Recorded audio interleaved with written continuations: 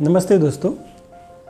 बहुत साल पहले की बात है, मैं कुछ ट्रेनिंग प्रोग्राम में गया था। जब मैं वापस अपने घर आया, अपने जहाँ मैं रहता था, सैटेलाइट करके अहमदाबाद का एक एरिया है, वहाँ मैं रहता था और फ्लैट में रहता था।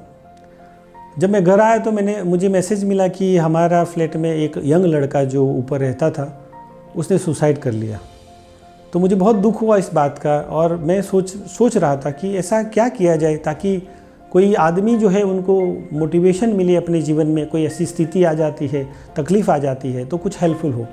तो इसी मेरे दिमाग में आया और मैंने एक गुजराती किताब लिखी और उस गुजराती किताब का मैंने फिर हिंदी में अनुवाद किया, रुक जाना नहीं तू कहीं हार के। तो ये किताब मैंने इसलिए लिखी क्योंकि मैं चाहता था कि ऐसे बहुत सारे लोग हैं जो अपने इस कोई भी दुख हो या तकलीफ़ है तो इसमें से बाहर आ सके। और आप जानते हैं कि अभी पूरे वर्ल्ड में भारत जो है, इंडिया जो है, वो सबसे ज़्यादा सुसाइड करने वाला देश है। तो ऐसी कुछ बातें हो जो उनको प्रेरणा मिले अपने लाइफ में और शायद इसमें से अपनी दुख या अपनी पीड़ा से बाहर आ सके। तो ये किताब मैंने लिखी और जब मैंने लिखी तब ये पर्पस से मैंने लिखी थी। लेकिन एक बार जब कोई एक लड़का था जो चीन से फ़ोन आया और गुजराती लड़का था और उसने मुझ पर बात किया कि मैं चीन से बोल रहा हूँ, बिफोर कोरोना की ये बात है। तो मैंने बोला आप चीन से बोल रहे तो ये कैसे, आप गुजराती कैसे बोलते हैं?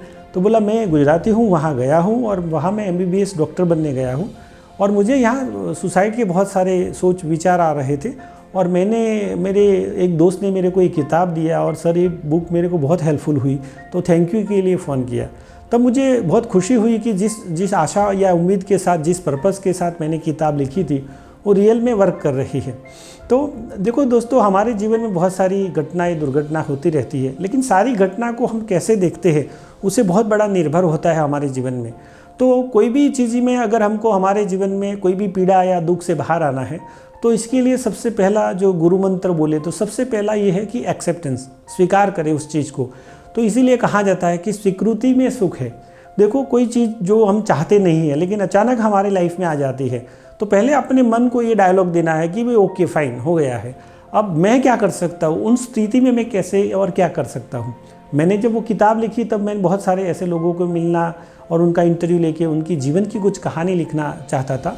तब किसी ने मेरे को सजेस्ट किया कि इधर अहमदाबाद में एक निकिता बेन करके है जिनकी दोनों किडनी फेल है, तो आप ज़रा उनकी स्टोरी लिखिए। क्योंकि दोनों किडनी फेल के बावजूद एक ऑर्गेनाइजेशन बनाया है, फाउंडेशन बनाया और उन्होंने बहुत सारे ऐसे लोग जो गरीब हैं, जो डायलिसिस नहीं कर पाते, उनके लिए फ़ंड इकट्ठा किया। तो मैं निकिता बेन से मिलने गया, दोनों किडनी फेल थी और मेरे दोनों बच्चों के साथ मैं गया तो वो खुद डायलिसिस अपने आप कर रही थी क्योंकि टेक्नोलॉजी वहाँ तक आ गई थी कि वो अपने आप डायलिसिस कर रही थी। तो मैं तो देख रहा था, तो देख के ही मेरे को तो थोड़ा तकलीफ़ हो रहा था।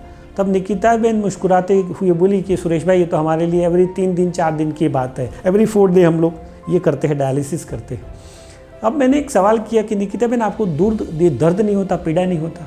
तो उन्होंने बोला कि अब कुदरत ने मेरे को दोनों किडनी फेल कर दिया तो अब और क्या कर सकता हूँ। तो एक्सेप्ट कर लिया मैंने कि ओके फाइन, ये हो गया मेरे लाइफ में, अब मैं क्या कर सकती हूँ। तो मैं वो सोचती हूँ और मैं तो दुनिया की सबसे लक्की पेशेंट हूँ क्योंकि मेरी दोनों किडनी फेल नहीं होती तो आप मेरा इंटरव्यू लेने नहीं आते।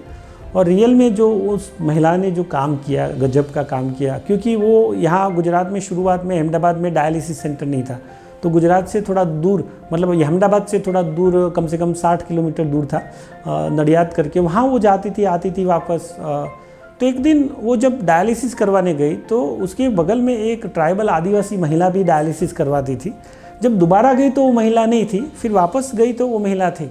तो उन्होंने पूछा कि तू पिछले बार तो नहीं थी 3 दिन पहले? तो उस महिला ने बोला कि मैं इसलिए नहीं थी क्योंकि मेरे पास पैसे नहीं है डायलिसिस की। तब उनको बहुत दुख हुआ, दर्द हुआ। बोला वो तो पैसे वाली थी, गाड़ी लेके जाती थी आती थी, लेकिन जो गरीब है उनका क्या हो सकता है। तो उन्होंने अपने डॉक्टर को बोला कि बहुत साल पहले मैं भरतनाट्यम कर रही थी, अब मैं उन चैरिटी शो करना चाहती हूँ। डॉक्टर ने बोला पागल हो गई है क्या तू, तेरी दोनों किडनी फेल है और जैसे तू ये भरतनाट्यम करेंगी तो तू गिर जाएगी और सीढ़ी ऊपर जाएगी। तो बोला जो भी है, लेकिन मैं कुछ करना चाहती हूँ। और अहमदाबाद में टागोर हॉल में फर्स्ट प्रोग्राम उन्होंने किया। बहुत 3-4 डॉक्टर भी पैनल में खड़े रहे। बोला अभी पता नहीं जैसे भरतनाट्यम होगा उस लड़की का क्या होगा, लेकिन किया उन्होंने और एक सक्सेसफुली किया। और नॉट ओनली अहमदाबाद, फिर गुजरात के और गुजरात के बाहर भी बहुत सारे प्रोग्राम्स किए और कम से कम 1 करोड़ से भी ज़्यादा पैसा इकट्ठा किया।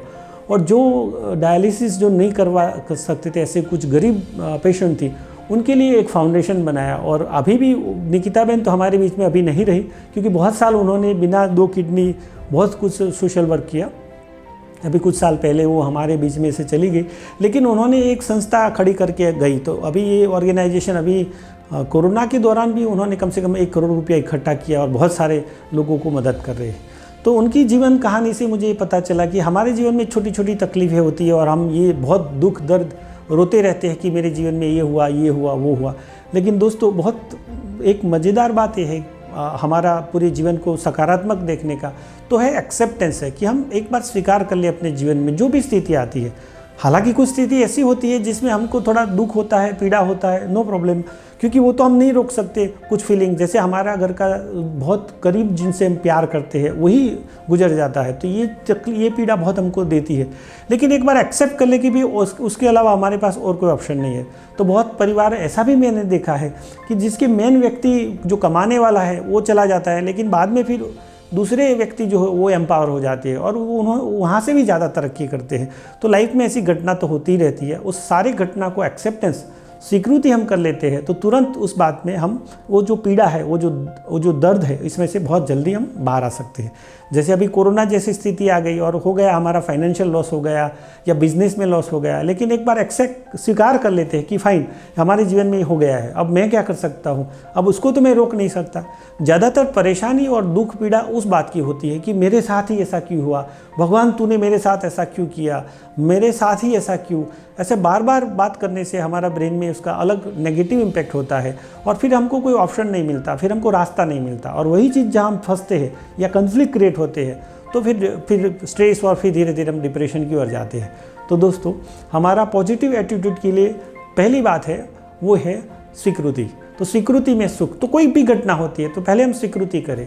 आपकी छोटी बेटी है, छोटा बेटा है और वो कुछ चीज़ें लेके आ रहा है, हाथ से गिर गई और नीचे कांच का बर्तन या कोई चीज़ गिर गई, फूट गई, पूरा नुकसान हो गया। तो अब आपको बहुत नुकसान हो गया, 1000 रुपये का नुकसान हो गया। लेकिन एक्सेप्टेंस, स्वीकृति कि अब हो गया, अब मैं क्या कर सकता हूँ। तो अभी हो गया तो अभी मेरे पास ऑप्शन क्या है। तो जो हो गया उसको हम स्वीकार कर लेंगे तो फिर गुस्सा नहीं आएगा, फिर हम अच्छी तरह से पेश आएंगे। तो दुख पीड़ा जो है वो होगी, हमको उन स्थिति में होती है, लेकिन जैसे हम एक्सेप्ट करते हैं तो फिर नॉर्मल हो जाते हैं। तो हमारा ब्रेन उस पैटर्न से काम करता है।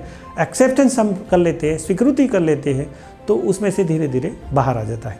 तो ये पहला गुरु मंत्र था, स्वीकार करना। तो दोस्तों, सकारात्मक सोच के लिए और क्या क्या कर सकते हैं तो मैं बारी बारी से अलग अलग टॉपिक से आपसे बात करूंगा। आपने अभी तक मुझे सुना, इसके लिए थैंक यू, शुक्रिया। और मैं चाहूँगा कि बाकी सब वीडियो भी आप ध्यान से देखिए और आपको बहुत अच्छा लगे तो इस किताब को भी अवश्य पढ़ना, रुक जाना नहीं तू कहीं हार के। थैंक यू दोस्तों।